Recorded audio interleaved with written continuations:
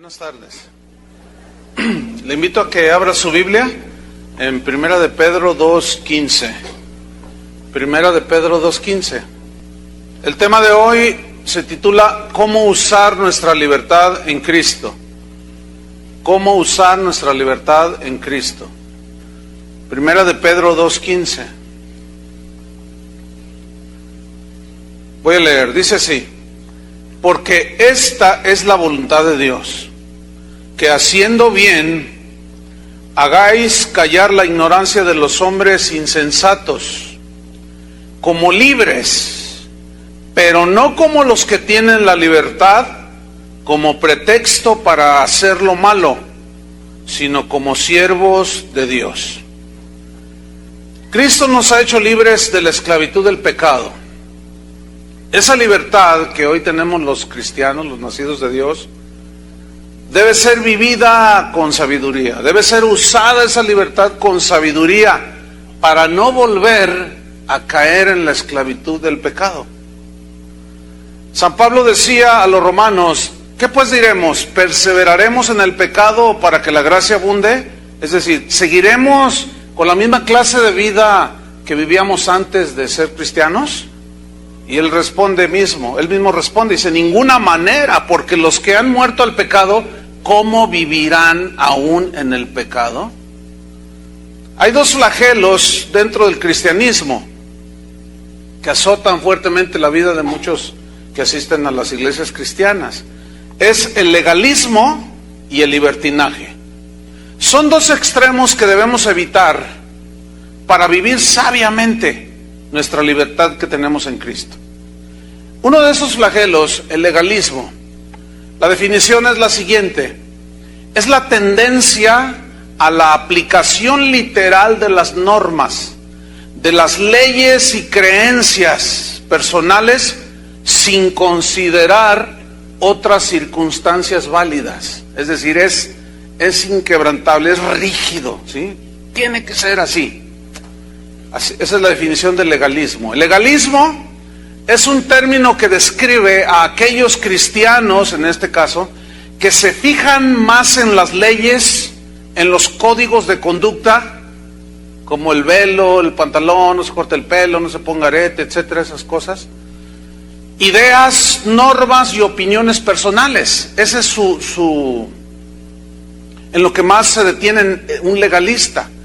El legalismo normalmente es acompañado de mucha rigidez, es muy rígido, tiene que ser al pie de la letra todo, y con un marcado énfasis en lo externo, y se olvida casi por completo de lo interno. Sabemos que Dios mira el corazón del hombre, nosotros nada más vemos lo externo. Por eso el legalista se preocupa solo en lo externo, pero no en lo interno. Es como el asunto de la Navidad. Ese día mucha gente se emborracha y pierde el sentido y se desenfrena. Entonces el legalista ve que un cristiano se reúne con la familia y cenan y le dan gracias a Dios y dice: eres un pagano, porque así celebran los paganos. Es decir, el legalista asume que porque todos los demás se desenfrenan, el cristiano también lo hace, y están en un error. El legalismo, entonces, pone muy poca importancia en lo que es esencial del cristianismo y enfatiza muchísimo más lo no esencial, porque el legalista no tiene la idea de lo que es la gracia de Dios. Para él lo que cuentan son las normas, no, la gracia de Dios no, es un extremo. Los legalistas fueron los que mataron a Esteban, que fue uno de los diáconos de la primera iglesia. En Hechos capítulo 6, no necesita buscarlo, allí se narra de que unos judíos se fueron sobre Esteban y lo acusaron de que violentaba la ley de Moisés, las normas que Moisés en la ley había establecido, y lo agarraron. Dice la Biblia que hablaba con mucha sabiduría Esteban y no podían resistirlo. Y los legalistas, que eran miembros de una sinagoga llamada de los libertos, lo mataron. Entonces el legalista es muy estricto. Muchos confunden la rectitud, el caminar con Dios, la integridad, la devoción genuina a Dios, la sana doctrina, la confunden con el legalismo. Por ejemplo, si tú quieres vivir una vida de santidad, de integridad, de honestidad, y te encuentras con otro cristiano que no toma en cuenta lo interno sino lo externo, entonces tu vida va a evidenciar que esa persona no camina bien con Dios. Entonces te va a decir a ti, eres un legalista. O sea, confunden el legalismo con la sana doctrina, con el querer andar con Dios genuinamente. Nada que ver. En alguna ocasión alguien me mandó un correo y me decía, no, usted es un predicador muy legalista. Nada que ver. Pues que se confunde totalmente, porque ellos asumen que ser rígido en las verdades esenciales es ser legalista, y eso no es el legalismo. Ya lo expliqué. Entonces, vemos en la Biblia, vaya abriendo Mateo 23, vamos a ver en la Biblia cómo Jesús atacó el legalismo de los fariseos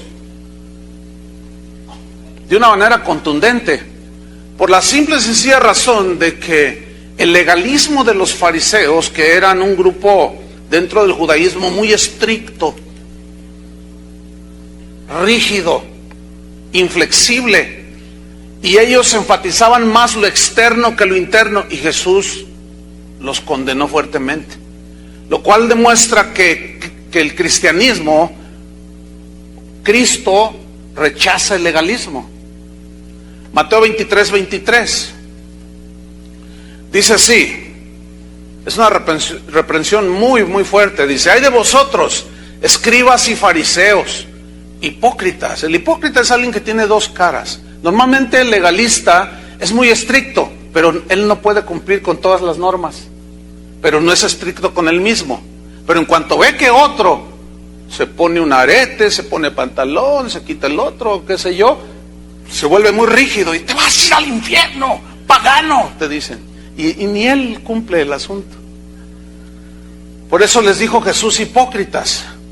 Fíjate, porque diezmáis la menta, el eneldo o el anís y el comino, y dejáis lo más importante de la ley, la justicia, la misericordia y la fe.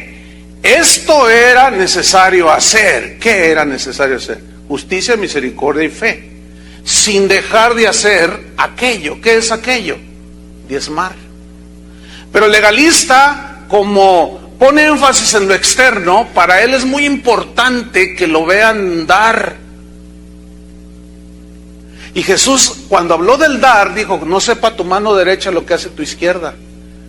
Hay congregaciones donde dicen: ¿quién da 10,000? Y empieza como una subasta. ¿Quién da 5,000? ¿Quién da 3,000? Y los de a 20 pesos, pues es hasta el último. Porque para ellos es muy importante que los demás vean que se da. Pero ¿qué es más importante? ¿Diezmar o hacer justicia, misericordia? Entonces hay grados de importancia. Entonces el legalista enfatiza siempre lo externo, lo que se ve. Versículo 24. Fíjate cómo les dice: guías ciegos. El legalista está enceguecido por su rigidez. Guías ciegos, dice. Fíjate qué frase usó Jesús: coláis el mosquito y tragáis el camello. ¿Qué significa? Coláis la pequeña cosa, el arete, el día de Navidad, y te tragas el camello, el adulterio, la mentira, la inmundicia. Esa es una expresión muy fuerte. Versículo 25. Ay de vosotros, escribas y fariseos hipócritas, porque limpiáis lo de fuera del vaso y del plato, se refiere al cuerpo humano, pero por dentro estáis llenos ¿de qué? De robo y de injusticia. A ellos también les reprendió, dice: ustedes fariseos que devoráis las casas de las viudas, porque ellos estaban atentos cuando una mujer enviudaba y si era rica iban y Dios me mandó,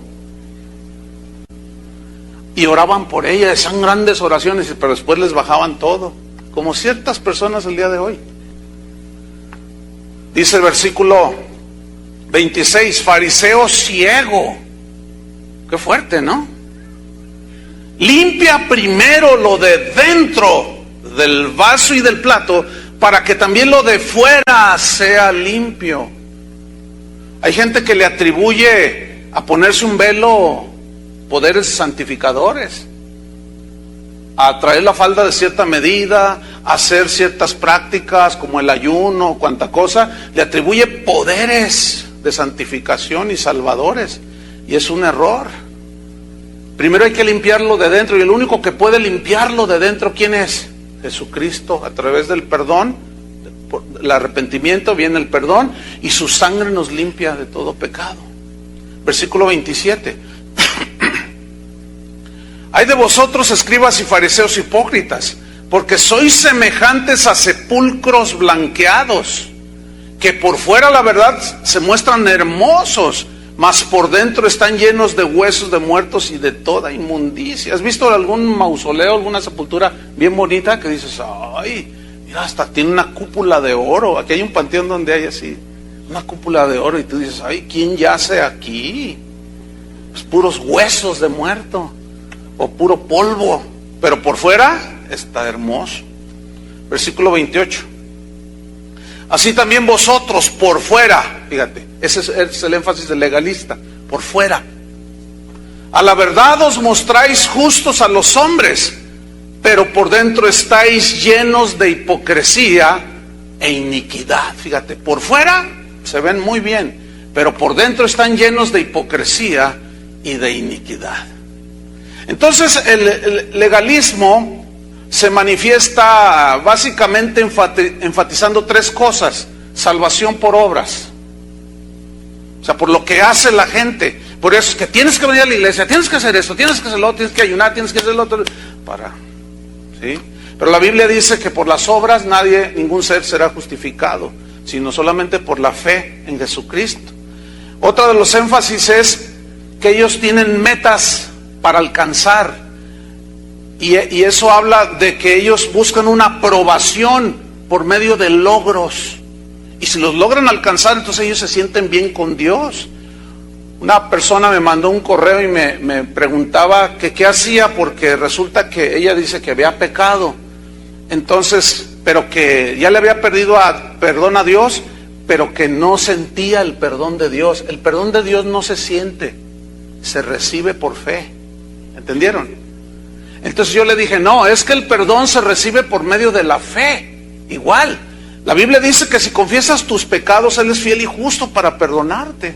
Créelo y recíbelo. Y si es que no lo siento, ¿qué debo hacer? Lo que usted me diga que yo haga, eso hago, con tal de sentir el perdón de Dios. Esa es una legalista, una persona legalista, que quiere alcanzar, quiere hacer cosas para alcanzar el favor de Dios, lo cual es imposible. Y finalmente el legalismo se manifiesta poniendo un énfasis desmedido en doctrinas no esenciales. Confunden el velo con la santidad, confunden si celebra la Navidad o el Día de Reyes, confunden con paganismo y un montón de cosas. Entonces el legalista cae en un error muy terrible. Se pone en el lugar del Espíritu Santo, cuyo trabajo es convencer a las personas de pecado. ¿Quién es el que convence de pecado, de justicia y de juicio? El Espíritu Santo, según Jesús en el Evangelio de Juan. Pero el legalista se pone en el lugar del Espíritu Santo, y por medio de sus normas y de su predicación rígida acerca de temas no esenciales, cosas externas, quiere convencer a la gente. Y ese es un gravísimo error. Reglas, normas que inventó basado en su desconocimiento de la gracia. Pero viene el otro extremo. Ese fue el legalismo. El otro extremo es el libertinaje. Y la definición de libertinaje es desenfreno en lo que se hace y se vive. Ese es el libertinaje. Fíjense, el legalista tiene el pie puesto en el freno. Su vida cristiana no avanza. Siempre está con el no esto, no lo otro, no aquello, no aquello, no aquello, más allá, y siempre tiene el pie en el freno. Pero el libertino no mete el freno. ese se desboca, ¿entienden? Se desenfrena, no hay un freno que lo pare. En Judas, versículo 4, también allí la Biblia condena el libertinaje, así como Jesús condenó y rechazó y evidenció el legalismo, también le sucede lo mismo al libertinaje.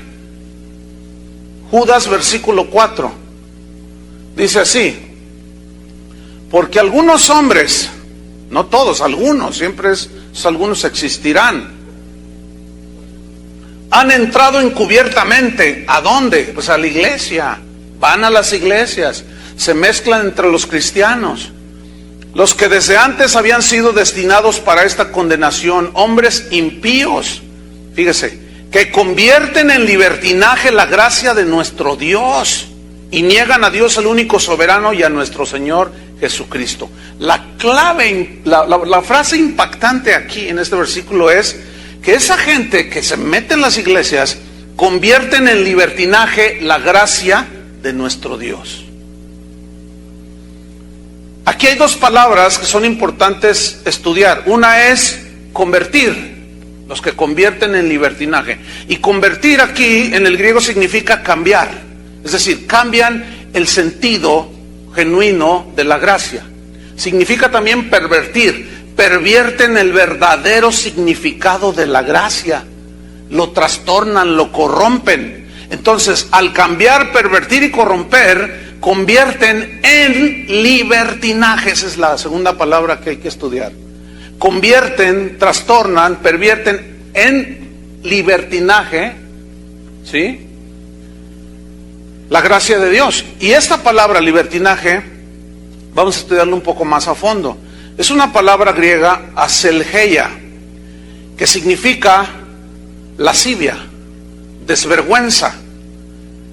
Aselgeia habla de una predisposición que tiene una persona para satisfacer los placeres de la carne, los deseos de la carne, los deseos de los ojos.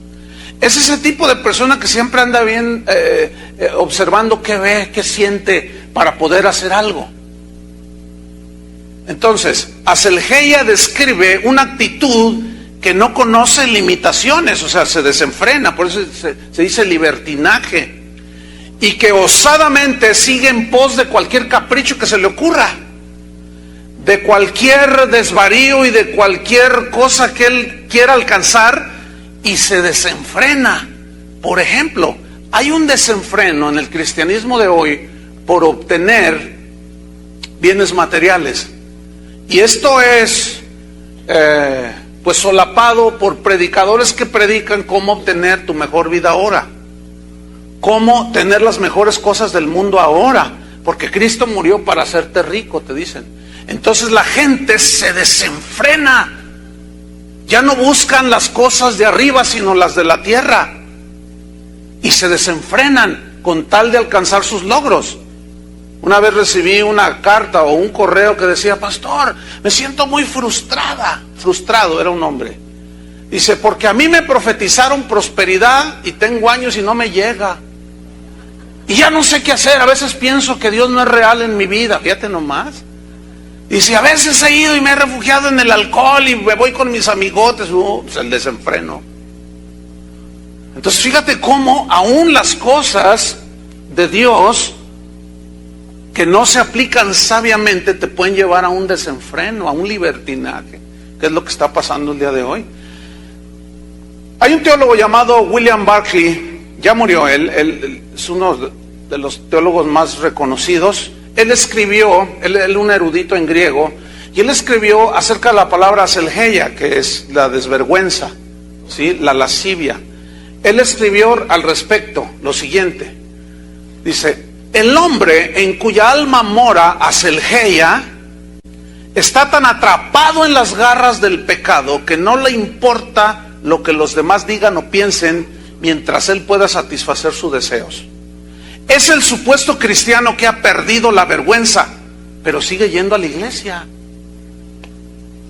O sea, hace lo mismo que los paganos, pero sigue yendo a la iglesia. Y se escuda en la gracia y dice, no, pues es que Dios es amor. Dios perdona todos los pecados. La Biblia dice que el amor, que como Dios es amor, el amor cubre multitud de pecados, dicen. Y tuercen todo.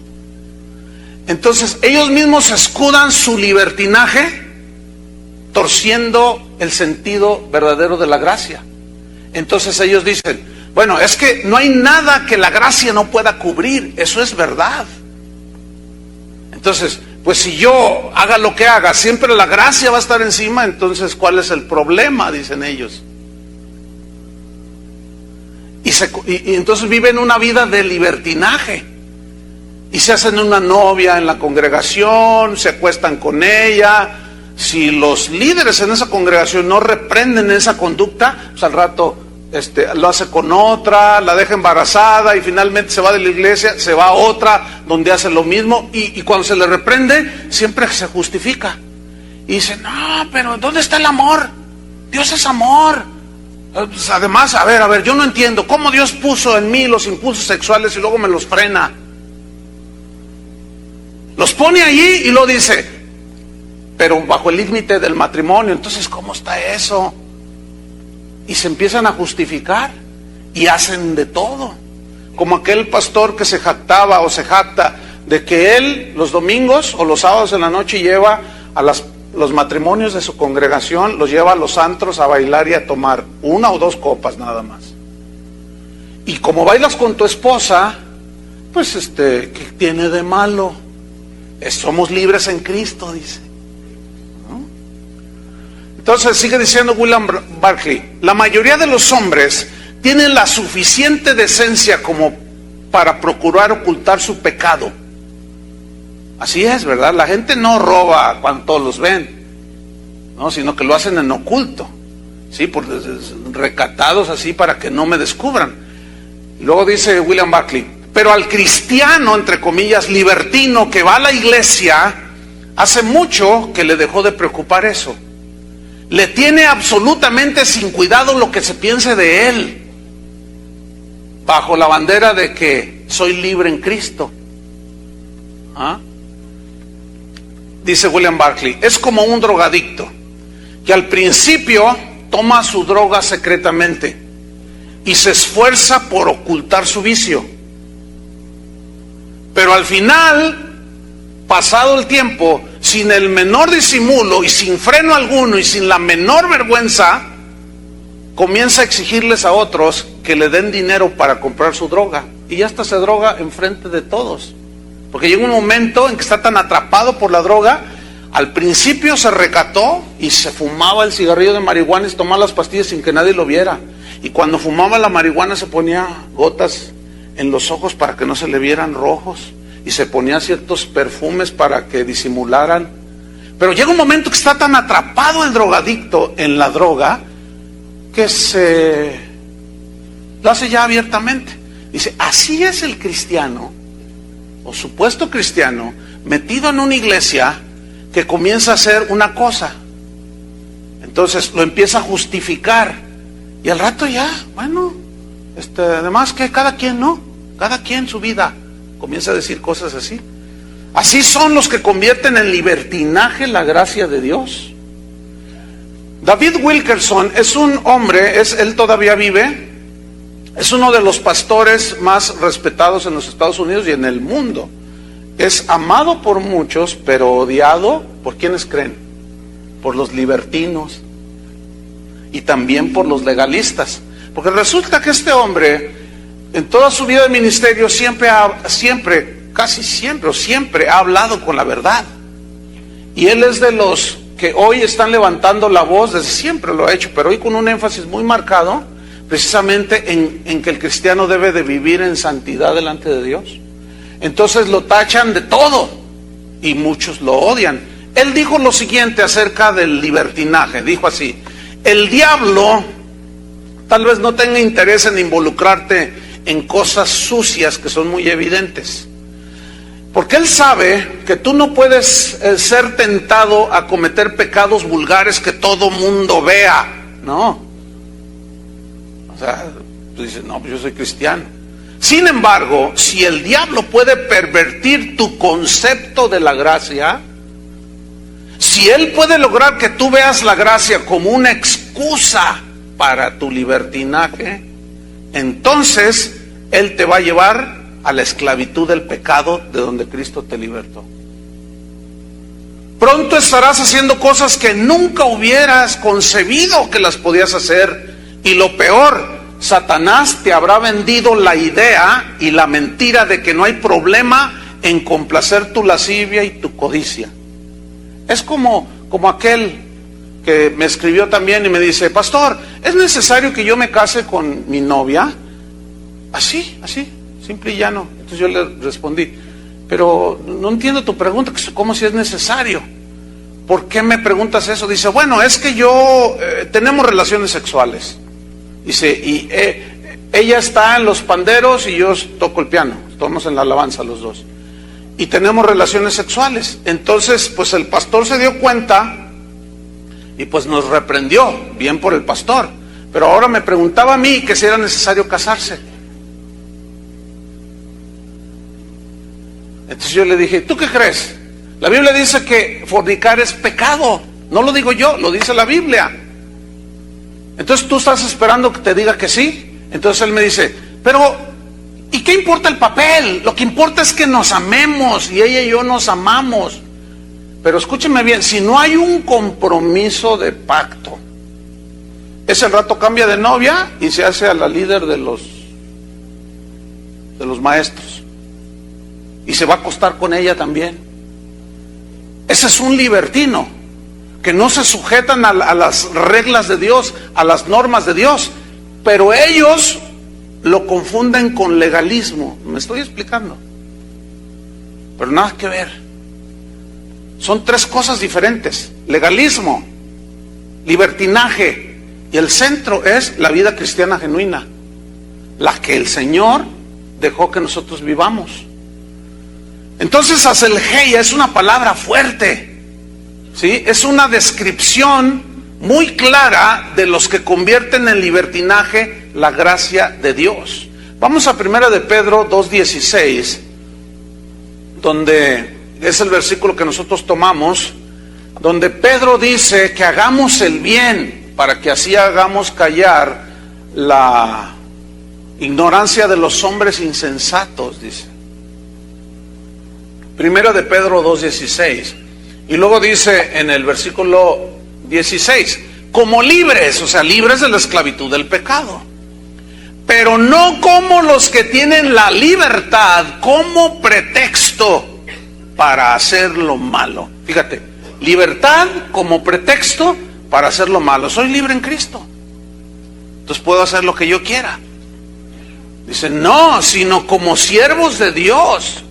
Hace 4 años aproximadamente, tal vez 4 y medio, aquí en Guadalajara vino un apóstol a dar unas conferencias. Por cierto, ese apóstol acaba de morir el año pasado. Ese apóstol vino a enseñar sobre la gracia, enfatizando la gracia y diciendo que no hay nada que escape a la gracia, lo cual es verdad.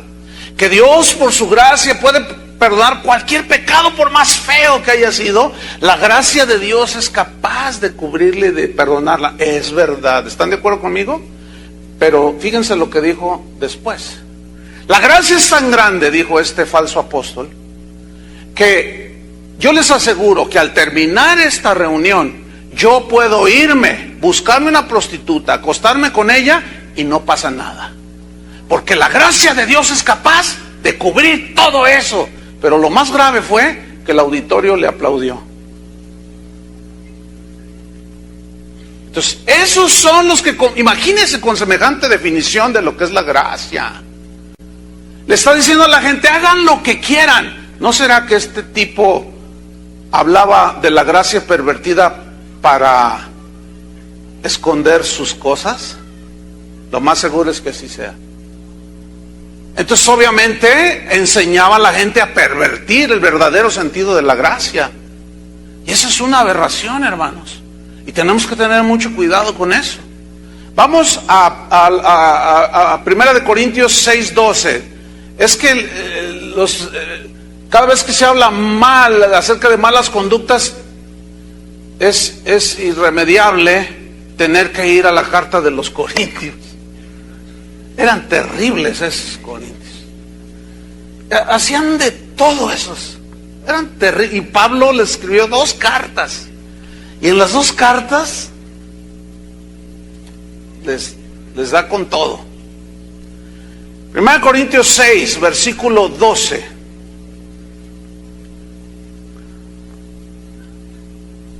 Los corintios estaban entrando en un libertinaje de todo tipo. Dice Pablo: todas las cosas me son lícitas, mas no todas convienen. Todas las cosas me son lícitas, mas yo no me dejaré dominar de ninguna. Fíjate, todas las cosas me son lícitas. A ver, ejemplo. ¿Es lícito ir al cine? Sí, en sí no tiene nada de malo. Pero conviene ver una película de homosexuales. No es conveniente.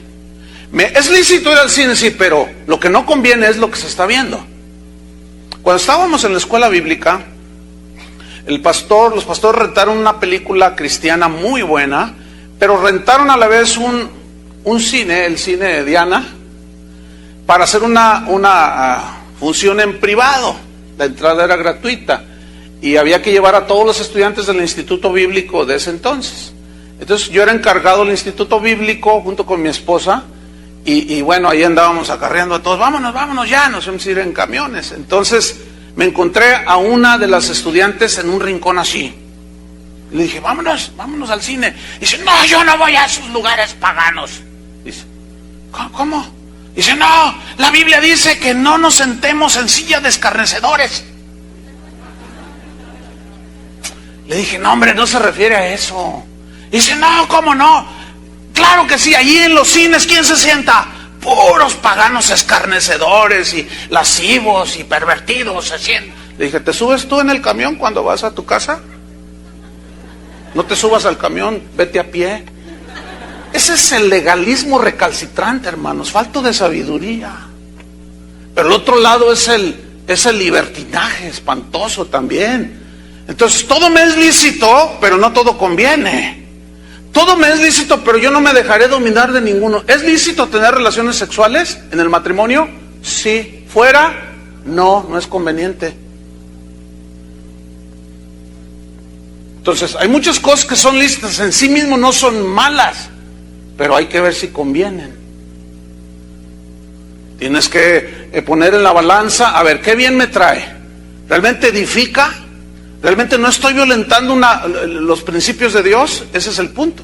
Entonces, fíjate, el versículo 13 dice, las viandas para el vientre, o sea, la comida fue hecha ¿para dónde? Para el estómago, ¿sí o no? Nada más.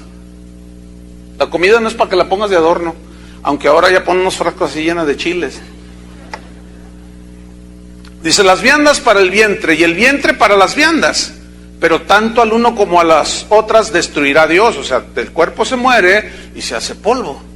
Pero el cuerpo, dice, no es para la fornicación, sino para el Señor, y el Señor para el cuerpo. El cuerpo no es para la fornicación. Pero ¿por qué les escribe esto a los corintios? ¿Qué estaba pasando? Lo que había pasado es que los corintios habían entrado en un libertinaje producto de falsas filosofías, falsas doctrinas que ellos habían recibido de parte de algunos que habían entrado ahí y de los filósofos, de los cuales ellos se sentían muy orgullosos de sus antepasados griegos. Algunas de estas filosofías aseguraban que el cuerpo, que lo que hicieras con el cuerpo no trascendía hacia lo espiritual, porque el cuerpo al morir se hacía polvo, entonces el cuerpo no es nada, pero el alma es inmortal, decían los griegos. Entonces lo que hagas con el cuerpo no importa, sino con lo que hagas con tu alma, lo que pienses, lo que esté en tu interior, decían Platón. Entonces ellos decían, bueno, entonces resulta, bueno, hay un antecedente. En los templos paganos de los griegos, como parte del culto de adoración a los dioses y a las diosas, había prostitutas que estaban, y prostitutos también, que estaban como, la gente venía o hacía sus ofrendas a los dioses y luego tenía relaciones sexuales con los paganos, con los prostitutos y las prostitutas, como parte de la adoración. Entonces, fíjate, algunos hermanos dijeron, oye, pues vamos a celebrar al San Pillín de las carnales. Pues que al cabo, ¿qué tiene? Pues lo que hagamos con el cuerpo no tiene nada, o sea, no pasa nada. Lo que importa es lo que sintamos, lo que pensemos. Entonces, fíjate lo que les dijo Pablo. Dice, el cuerpo no es para la fornicación. Versículo 15. ¿No sabéis que vuestros cuerpos son miembros de Cristo? ¿Quitaré pues los miembros de Cristo y los haré miembros de una ramera? ¿Cuál es la respuesta obvia? No. Y él mismo dice, de ningún modo. En el griego esa frase significa imposibilidad.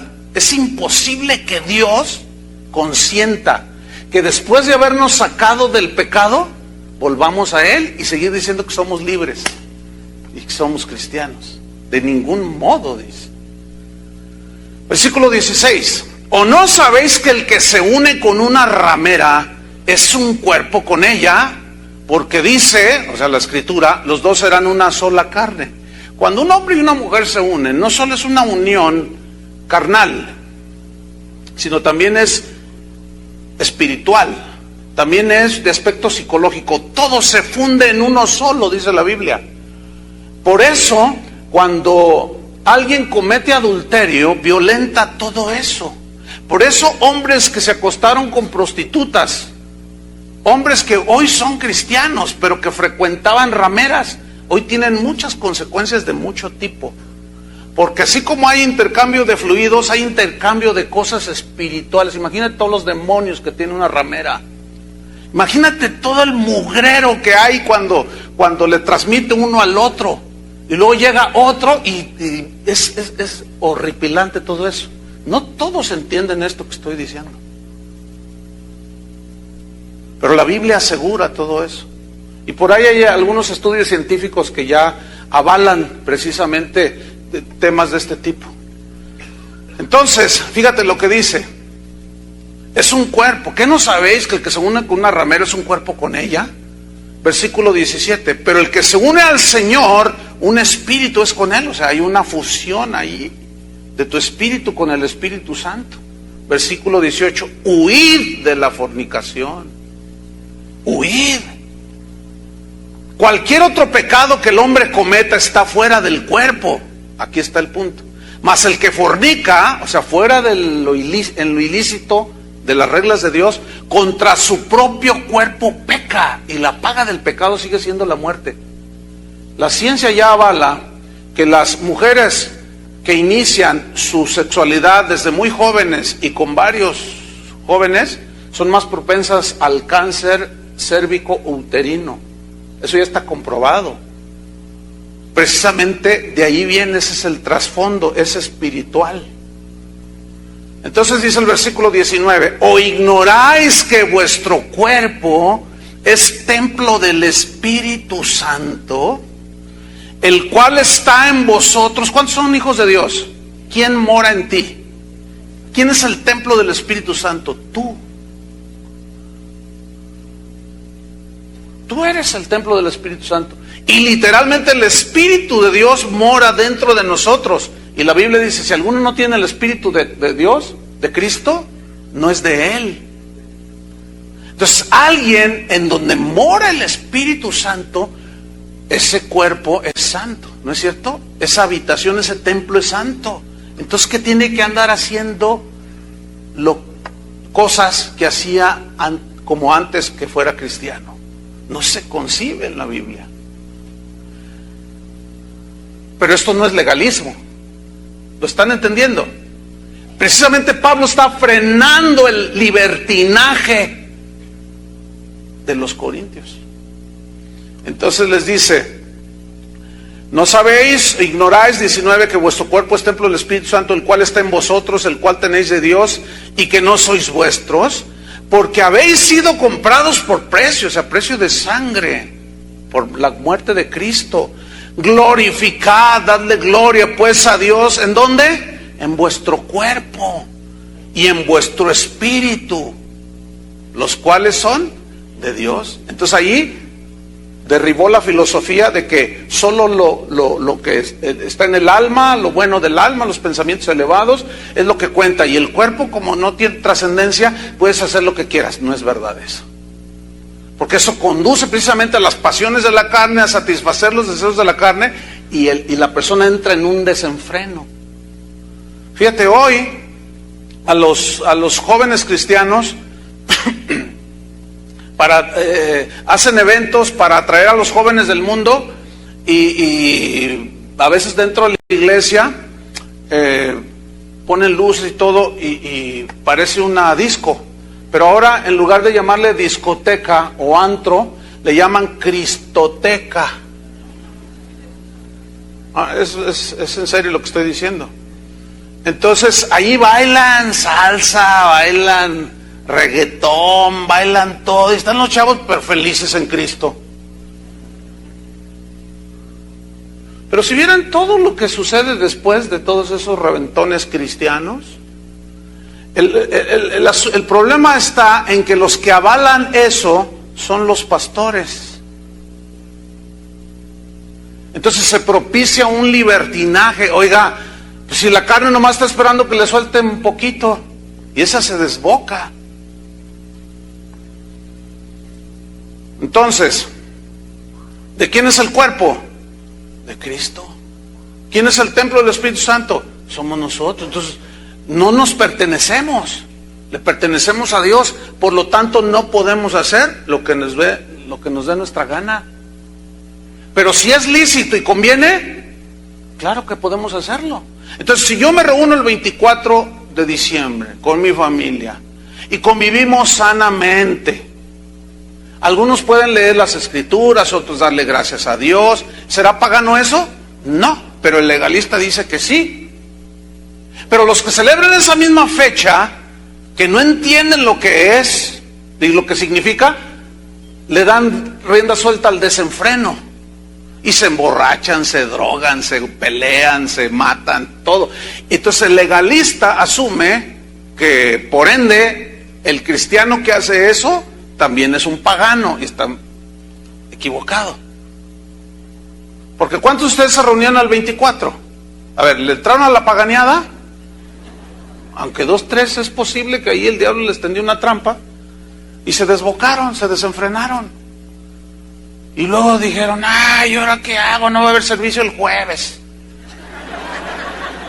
Tengo que esperarme hasta el domingo para ir a la iglesia. Entonces su concepto es bien distorsionado de lo que es el cristianismo. Vamos a 2 de Corintios 6:14. Vamos rápido. 2 de Corintios 6:14. Ahí tenía que ser los corintios otra vez. No, esos en sus reuniones eran un desorden. Unos hablaban en lenguas aquí, otros allá, otro se tiraba, otro le hacía como león, otro rugía como tenis corrido.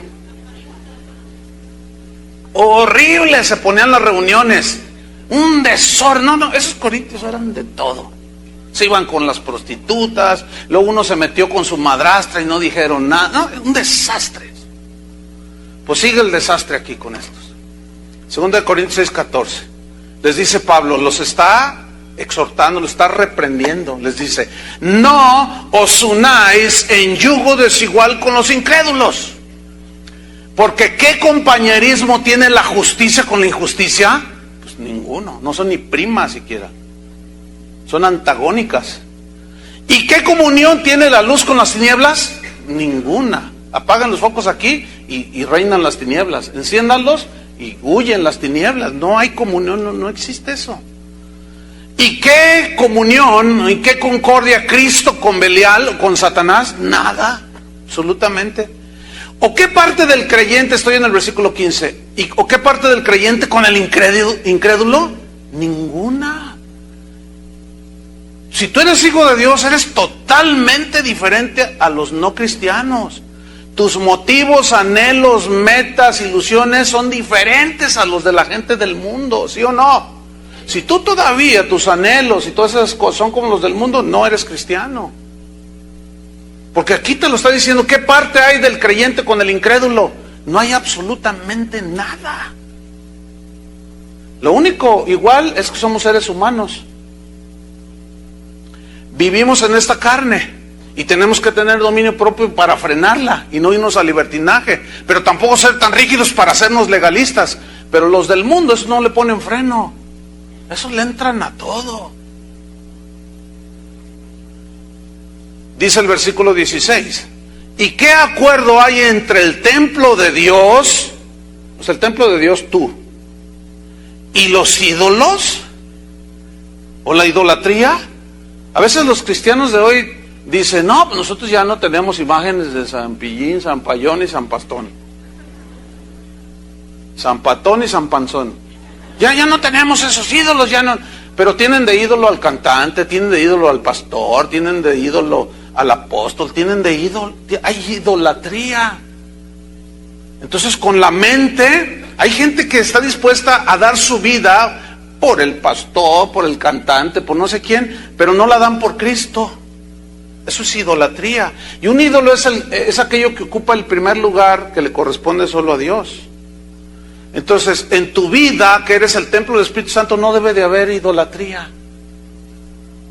Y a veces la gente, a veces en persona y a veces por correo electrónico, me dicen, pastor, le voy a decir unas cosas. Yo sé que a usted no le gusta que le digan, que le digan cosas que inflen su ego.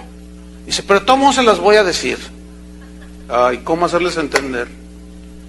O sea, es que la gente dice, es que yo sé que a usted no le gusta que digan que usted, que no sé qué, no me gusta y no quiero que lo digan. Una vez, un amigo mío, estábamos en una conferencia y lo invitaron a él seguía para predicar. Entonces, cuando dijeron su nombre, todos gritaron, ¡ah! Y aplaudieron. Entonces sube y dice, ¡cállense todos, cállense! Pero estaba enojado y todos se quedaron callados y dicen, ¡no nos echen a perder! Por favor, no nos echen a perder. Yo no necesito que usted me aplauda a mí como lo hice, que grite, ¡ay! Nomás oyó mi nombre y ¡ah! Yo dije, ¡ay! Que ese sí es mi amigo. No, porque a muchos les gusta que les aplaudan. A mí no me gusta que me aplaudan. ¿A ti te gusta que te aplaudan? Porque eso es para inflar el ego. No necesitamos andarle aplaudiendo a nadie, hermanos. Y ahí está. Entonces dice, ¿qué acuerdo hay entre el templo de Dios y los ídolos? Porque vosotros sois el templo del Dios viviente, como Dios dijo, habitaré y andaré entre ellos y seré su Dios, y ellos serán mi pueblo. Por lo cual salid de en medio de ellos y apartaos, dice el Señor, y no toquéis lo inmundo, y yo os recibiré. Y aquí se confunden los legalistas. La Navidad es inmunda, el Día de Reyes es inmundo, tu cumpleaños es inmundo, todo es inmundo. Y aquí a lo que está hablando claramente son las prácticas que hacen los paganos y que los cristianos eventualmente por engaño y por desenfreno, por libertinaje, eventualmente caen en esas prácticas. Eso es no tocar lo inmundo, porque un día, ¿qué tiene de inmundo en sí mismo? Dios hizo el día. Como aquel ejemplo que les puse de una señora que decía, Dios me reveló que ya no voy a usar ropa negra, de color negro, porque el negro lo usan los satanistas. Uy, una vez yo traía ¿qué era? Pues era como una sudadera con colores que no eran el arco iris, pero parecía el arco iris. Y alguien me dijo, el arco iris lo usan los gays. Y a mí qué rayos me importa que los homosexuales usen el arco iris como su símbolo. Pues que lo usen, que ya lo hace inmundo. Es que Dios fue el que hizo el arco iris. Pero para el legalista es algo, ay, no lo uses. No. ¿Eres gay? ¿Eres el pastor gay? ¿O eres el Gatorade?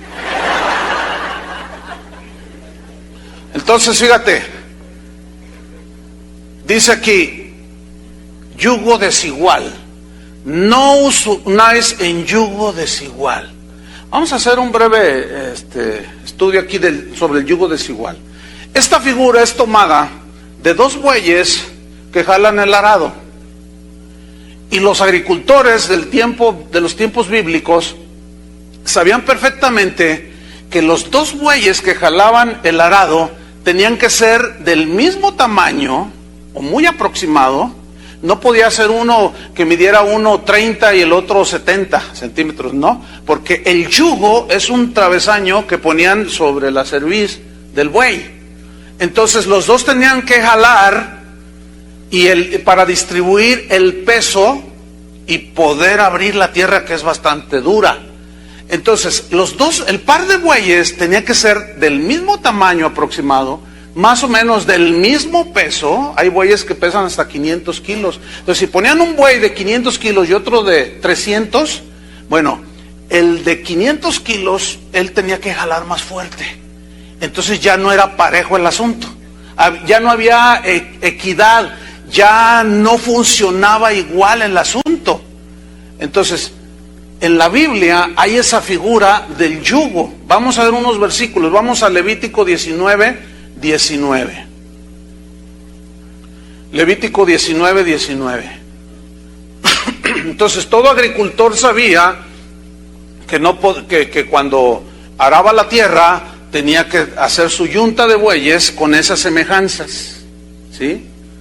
Fíjate, vamos primero a Deuteronomio 22:10. Vamos a leer primero ese.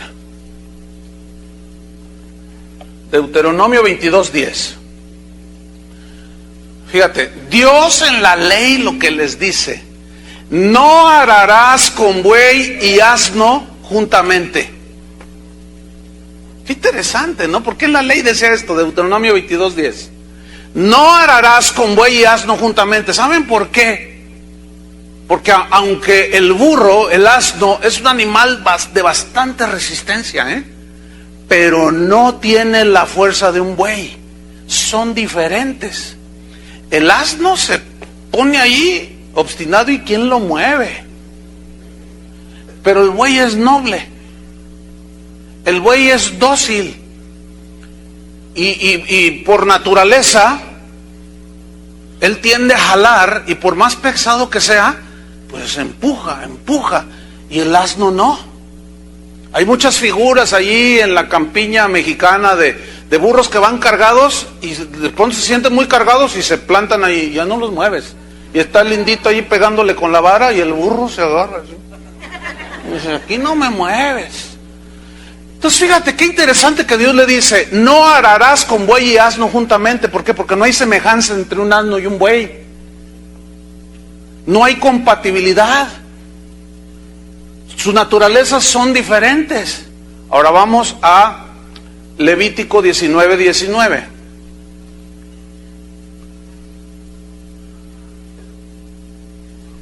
Interesante estos versículos. Ciertamente están en la ley, pero vamos a ver al final cuál era el propósito de estos mandamientos. Dice Levítico 19:19.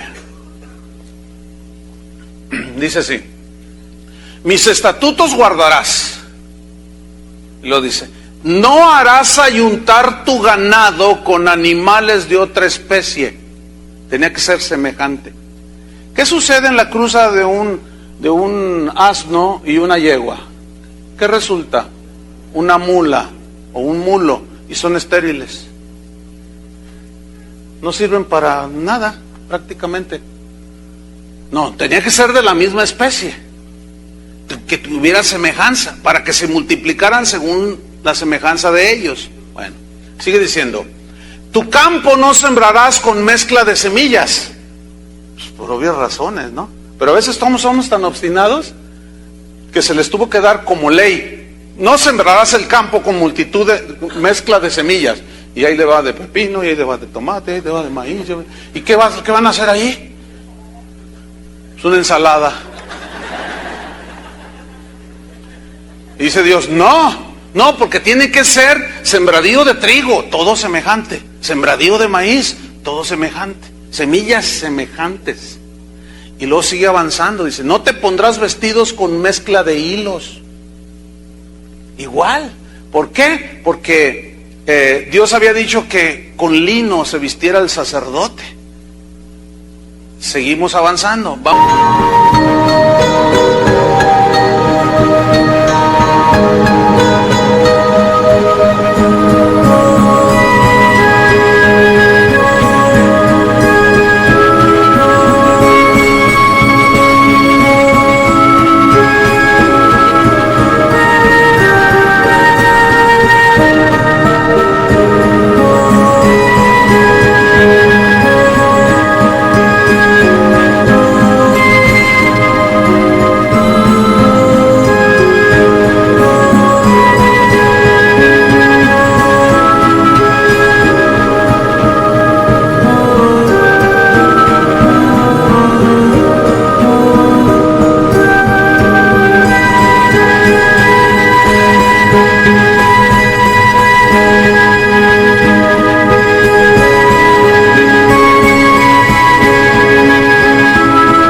a Deuteronomio capítulo 7, versículo 3. En el versículo 1 y 2 habla de que Dios les entregaba la tierra prometida, pero al entrar a la tierra, ellos se iban a encontrar con distintos pueblos que habitaban esas tierras, la tierra prometida. Eran pueblos paganos, y estaban los amorreos, los fereceos, los filisteos y todos los feos, así dice Chuy García. Y los amorreos, se me olvidó lo de los amorreos. Bueno, total. Estaban todos esos pueblos paganos, estaban feos. Bueno, entonces Dios dice, los echarás a todos. Entrarás y los expulsarás. Ahora fíjate lo que les dice en el versículo 3 de Deuteronomio 7. No emparentarás con ellas, o sea, con esas naciones. No harás parentesco. ¿Por qué? Porque no hay semejanza. El yugo sería desigual. No caminarían como dos bueyes caminan cuando aran a la par. Habrá disyuntivas. ¿Qué tiene que ver el creyente con el incrédulo? Cristo, lo santo con lo puro, con lo impuro, y lo justo con lo injusto. No tiene que ver nada. Ustedes no tienen que ver nada con esas naciones paganas o con los paganos. Ustedes son pueblo santo, les dijo a los judíos. Y ahora la iglesia es el pueblo santo del Señor. No sustituimos a Israel, pero ahora somos un pueblo que Dios levantó por el sacrificio de Cristo. Entonces dice, no emparentarás con ellas, no darás tu hijo tu hija a su hijo. O sea, tu hijo del pueblo santo de Dios no se le entregarás a un hijo de un pagano. Dice, ni tomarás a su hija pagana para dársela a tu hijo que es del pueblo santo. La razón es porque desviará a tu hijo de en pos de mí, y servirán a otros dioses ajenos, y el furor de Jehová se encenderá sobre vosotros y te destruirá pronto. Aquí está hablando del yugo desigual, así como les hablaba del arado, del buey, del vestido, de la siembra, también habla de la familia. Es decir, que un cristiano no puede hacerse novio a un amorreo, que significa en hebreo morro feo.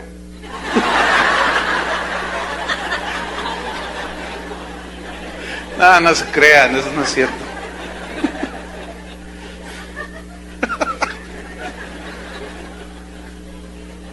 Esa me la dijo Julio. Pero no, yo me puse a investigar ayer en el receso y no dice eso en el hebreo. Entonces, un cristiano no debe emparentar con uno cristiano. ¿Por qué? Porque sus intereses son totalmente distintos. El cristiano va a querer venir el domingo a la congregación para alabar a Dios. Y la esposa va a querer que la lleves a Chapala, va a querer que la lleves a un antro, va a querer que la lleves a bailar. Entonces tienen intereses totalmente distintos, pero mientras andan de novios, pues andan quedando bien, y entonces pues todo es color de rosa. Pero en cuanto se casan, escúcheme bien, el 99.9, porque hay excepciones honrosísimas que están en la soberanía de Dios, pero la gran mayoría, el 99.9 de los matrimonios mixtos, es decir, un cristiano con un no cristiano, terminan mal. Terminan en divorcio, o termina yéndose la persona y termina yendo otra vez a Zapopan, sirviendo a otros dioses. Una vez vino una señora y me dijo, pastor, quiero que case a mi hija. Y le dijo, bueno, sí, claro. ¿Y quién es el novio? ¿Es cristiano? Fue lo primero que le pregunté. Y me dice, bueno, no, pero mira qué buen joven es.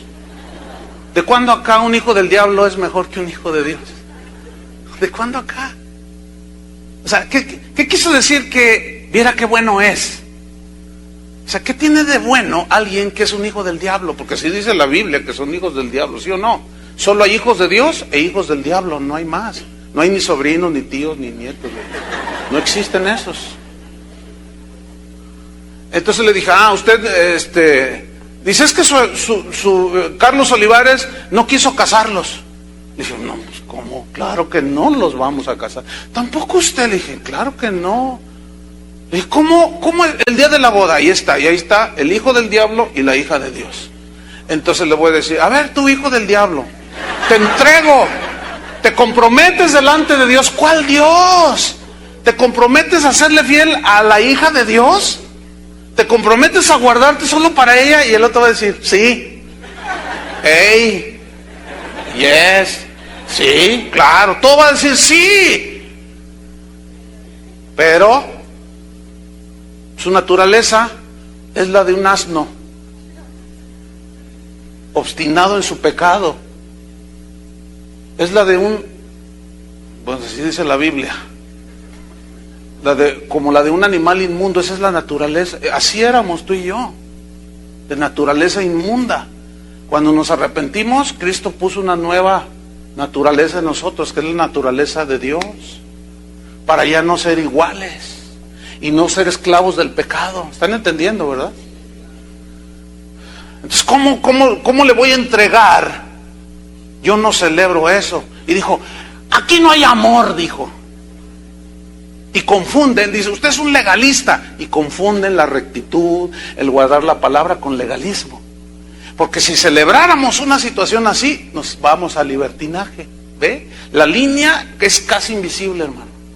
Es muy difícil. Pero la palabra de Dios y la guía del Espíritu Santo nos pueden llevar a buen puerto. Tenemos que confiar en la guía del Espíritu Santo y que Él nos muestre y nos dé sensibilidad para discernir qué es bueno y qué es malo, qué es legalista, qué es libertinaje y qué es lo recto, qué es lo justo. Qué tremendo. Vamos otra vez a Corinto. Otra vez, pues no hay otra, tenemos que volver. 1 Corintios 10:14. Aquí la cosa seguía fea. Los corintios, tremendos hermanos. 1 Corintios 10, versículo 14. Este es otro párrafo dentro de las cartas de Pablo a los Corintios. Dice así: por tanto, amados míos, huid de la idolatría. ¿Por qué les dice huid de la idolatría? Déjame explicarle por qué.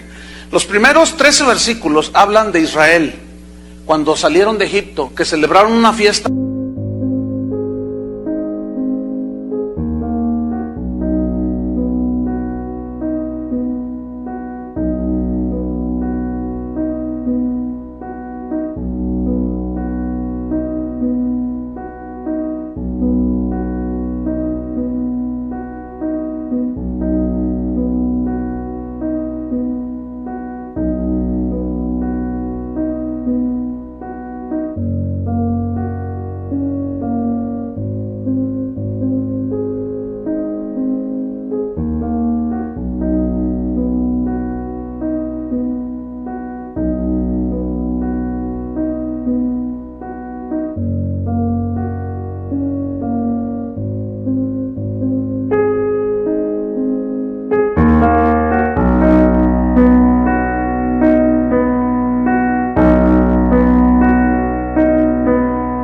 Para Jehová en el desierto. Moisés se había subido al monte a recibir las tablas de la ley. Se tardó. Y el pueblo le dijo a Aarón, que era el sacerdote, el hermano de Moisés, le dijeron: Aarón, pues Moisés ya se tardó y nosotros tenemos ganas de adorar. Tenemos ganas de hacerle fiesta a Jehová. ¿Y qué puedo hacer yo? Dice: haznos dioses.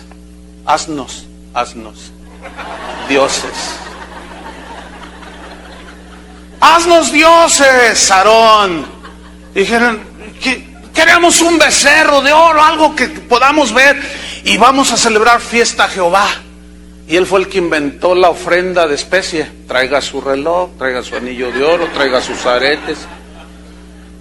Entonces lo agarró, lo fundió y les hizo un becerro de oro. Les dijo: Israel, estos son tus dioses. Pregunta: ¿puede un pastor desviar a la idolatría a sus oyentes? Ahí está. Entonces hicieron un becerro de oro y lo adoraron. Y dijeron, fiesta para Jehová, y comenzaron a regocijarse, empezaron a tomar, se empezaron a emborrachar y empezaron a fornicar. Y cayó el juicio, 23,000 se murieron, porque se desenfrenaron en el desierto, porque un líder lo permitió. Entonces les dice, por eso dice, no adulteremos, no forniquemos, no seamos idólatras, no codiciemos como ellos codiciaron y perecieron por las serpientes. Huid de la idolatría, dice versículo 15. Como a sensatos os hablo, o sea, como a gente que piensa. Pregunto, ¿ustedes son gente que piensa? La gente que piensa, mira lo que viene enseguida en el versículo 15. Juzgad vosotros lo que digo. Pablo no es como muchos predicadores de hoy, que dicen algo, dicen una herejía, y tú la cuestionas y te dicen, no toquéis al ungido de Jehová. Eso dijo el ungido y eso es. Pablo no era de esos. Pablo decía, juzguen por favor, disciernan lo que digo. Como a gente sensata les hablo, gente que piensa. Los que no disciernen ni juzgan, no piensan. Por eso abusan de ellos y los engañan. Entonces Pablo dice, juzgad vosotros lo que digo. Versículo 16. A ver, ¿qué había sucedido? Ahí va. La copa de bendición que bendecimos, o sea, cuando celebran la Santa Cena, ¿no es la comunión de la sangre de Cristo? ¿No la estamos recordando de que Él la derramó y nos limpió de pecados? La respuesta es sí. El pan que partimos, dice, ¿no es la comunión del cuerpo de Cristo? Es el sacrificio de Cristo en la cruz. Todos, ¿no? Pues sí, ok. Siendo un solo el pan, o sea, Cristo, nosotros con ser muchos, aquí hay muchos, dice, somos un cuerpo, o sea, el cuerpo de Cristo. Dice, pues todos participamos de aquel mismo pan, el pan es Cristo. Versículo número 18. Mirad a Israel según la carne, vean lo que hizo. Y alude a lo que hacía el sacerdote cuando sacrificaba y andaba ahí en el altar quemando incienso. ¿Los que comen de los sacrificios no son partícipes del altar? La respuesta es sí. Versículo 19. ¿Qué digo pues? ¿Que el ídolo es algo? ¿O que sea algo lo que se sacrifica a los ídolos? La respuesta es no, porque a los romanos les dijo, ¿un ídolo qué? No es nada en este mundo. Para el cristiano, pero para el pagano no. Para el pagano el ídolo es su Dios. Pero en realidad cuando un pagano ofrece a sus ídolos sacrificios, cantos, danzas, se lo ofrece a los demonios. Eso es lo que dice la Biblia. Vea el versículo que sigue. Versículo 20. Antes digo que lo que los gentiles sacrifican, a los demonios lo sacrifican y no a Dios. Y no quiero que vosotros os hagáis partícipes con los demonios. ¿Qué significa aquí? Que no hicieran las mismas prácticas que los paganos hacen. No se refiere a guardar días, porque los días, hermanos, en el día no está en la esencia del mal, el mal está en lo que hacen los seres humanos. ¿Lo entienden? Porque de otra manera caeríamos en el legalismo. Pero nos iríamos al libertinaje si aceptamos que podemos hacer lo que todos hacen, escudándonos en la gracia y pervirtiendo la gracia. Dice, no quiero que se hagan partícipes con los demonios. Fíjate el versículo 21. No podéis beber la copa del Señor, o sea, celebrar la cena del Señor, venir a la iglesia, etcétera, y la copa de los demonios. ¿Cómo? ¿No podéis participar de la mesa del Señor o del pan y de la mesa de los demonios? ¿O provocaremos a celos al Señor? ¿Somos más fuertes que Él? Hace ya bastantes años, como 15, vino un matrimonio. Oiga, pastor, fíjese que la persona que nos compartió de Cristo, pues nos acabamos de enterar de que pues tira las cartas. ¿Cómo que tira las cartas? Sí, tira las cartas del tarot y lee el café y adivina. Hasta tiene un negocio ahí en el centro de la ciudad. Le dije, ¿cómo? No, de verdad. Me dice, sí. Y le dijimos, oye, como que eso no está bien. ¿Y qué te dijo? Dice, no, dice que es un don que Dios le dio. Y ya tenía años aquí en la congregación este hombre. Entonces, no, pues lo abordé a este hombre. Le dije, oye, ¿es verdad que tú practicas esto y esto? Ay, pastor, pero pues es un don que Dios a mí me ha dado. Le digo, no, discúlpame. Tú no puedes venir a la iglesia, decir que tienes comunión con Cristo, participar aún de la cena del Señor, de los cantos, de la alabanza, y luego involucrarte en cosas de ocultismo, leyendo las cartas, adivinando, entrando en prácticas de hechicería y de ocultismo. Eso es comer de la mesa del Señor y de la mesa de los demonios. No debemos de tener ese tipo de prácticas. Entonces le digo, tienes que dejar eso si verdaderamente amas a Cristo. Desde entonces ya no lo veo. Se decidió al fin, pero al menos se decidió. Porque es muy posible que haya gente aquí que tiene años haciendo esas cosas y cree que está bien. Después otro matrimonio al poco. No era matrimonio, era un hombre. Me dijo, oye, fíjate, pastor, que el que me compartió de Cristo, tira las cartas y los caracoles y lee allí a la gente. Entonces yo le dije, oye, ¿qué no acabas de oír la plática del pastor? Dice, no, a mí el pastor me dio permiso. Lo cual es mentira. Y dice, además, el mismo pastor me dijo, es un don que Dios te dio. Evidentemente, es falso eso. ¿Cómo voy a avalar que una persona participe de la mesa de Cristo y de la mesa de los demonios? Imposible, hermanos.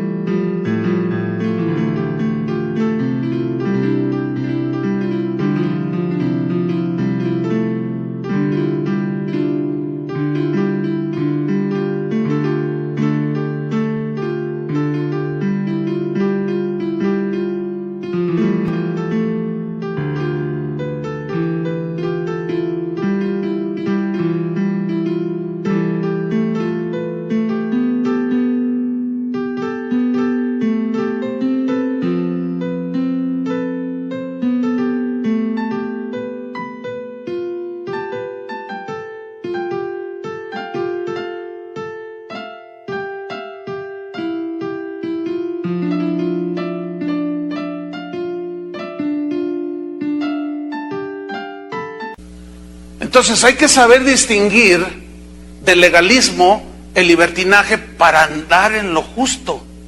¿Sí? Miren, para terminar, Isaías 65, versículo 11.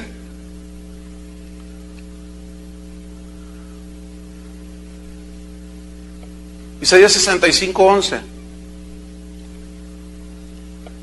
Fíjate lo que hicieron los judíos en el tiempo de Isaías. Dice así, pero vosotros, dice, los que dejáis a Jehová. ¿Habrá gente que camina con Dios y luego lo deja? Sí, son los apóstatas. Pero vosotros los que dejáis a Jehová, que olvidáis mi santo monte y ponéis mesa para ¿qué? La fortuna, y suministráis libaciones o sacrificios, ofreces pan, comida, etcétera, para el destino. Fíjate, aquí son dos dioses. Una era la diosa Fortuna y otro era el dios Destino.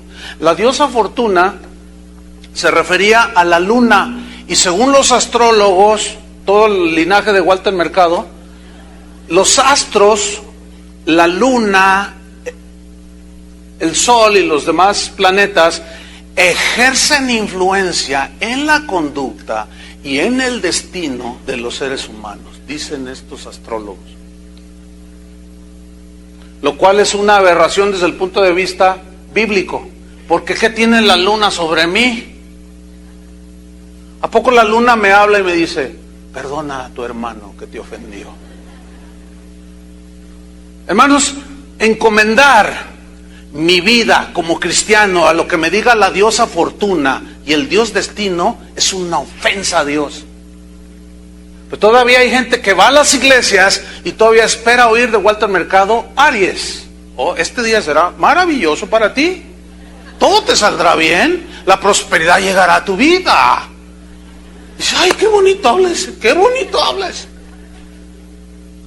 Y ahí están coqueteando. Dice, ¿provocaremos a celos al Señor? ¿Saben que Dios es celoso?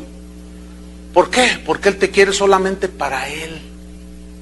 y tú vas y le coqueteas al otro. ¿Cuántos son casados? Nomás quieres a tu esposa para ti, ¿no es cierto? ¿Cuántas son casadas? Nomás quieres a tu esposo para ti. El Señor te quiere solamente para Él. Y si tú andas coqueteando con la astrología, con la hechicería, con las cosas que pertenecen al mundo de las tinieblas, estás comiendo de la mesa del Señor y de la mesa de los demonios. Y ahí es donde dice: apartaos, pueblo mío, de esas cosas. Pero tenemos que discernir, porque no podemos provocar a celos al Señor. Somos más fuertes que Él. Los celos del Señor no son como los celos humanos de nosotros. Él nos anhela para nosotros, para Él, pero es un celo santo, limpio, que no nos va a hacer daño. Ese celo, al contrario.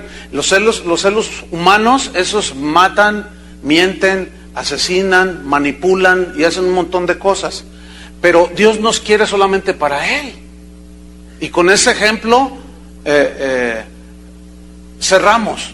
Así como usted quiere a su esposo o a su esposa solo para usted, así Dios nos anhela y nos desea solamente para Él.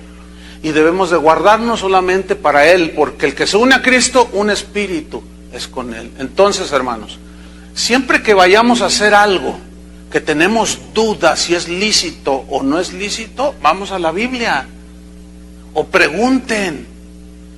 ¿Para qué? Para que no te vayas a ir al legalismo y no te vayas a ir hacia el libertinaje.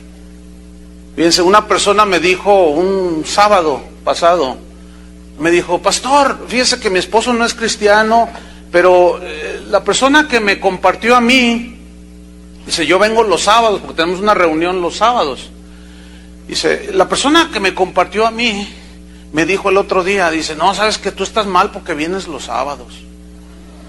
Entonces le dice, no, pero ¿por qué mal? Dice, no, es que el domingo es el día del Señor. Entonces le dice, y tienes que venir el domingo, si no estás mal delante de Dios. Y le dice, es que mi esposo no es cristiano, dice, y él quiere salir el domingo con nuestros hijos y conmigo. Entonces yo aprovecho para venir el sábado, es la misma predicación. Entonces dice, no, estás mal. Entonces le dice esta persona, ¿qué no acabas de oír al pastor lo que enseñó? Dice, sí, pero el domingo es el día del Señor. Qué difícil, hermano. Entonces yo le dije a ella, ok, ¿qué quieres hacer tú? Dice, yo venir el sábado. Pues vente el sábado. ¿Sí o no? ¿Cuál es la diferencia de oír esto que estoy diciendo a oírlo el sábado? O a las 12, a la 1. ¿Cuál es la diferencia? ¿Qué tiene que ver el sábado con nada? Pero el legalista desconoce la gracia, no entiende otras cosas que son más importantes y le da importancia a lo secundario. Hermanos, vamos a pedirle a Dios sabiduría para no irnos al legalismo ni al libertinaje y caminemos en la rectitud. Oremos. Te damos gracias, Señor, por tu palabra.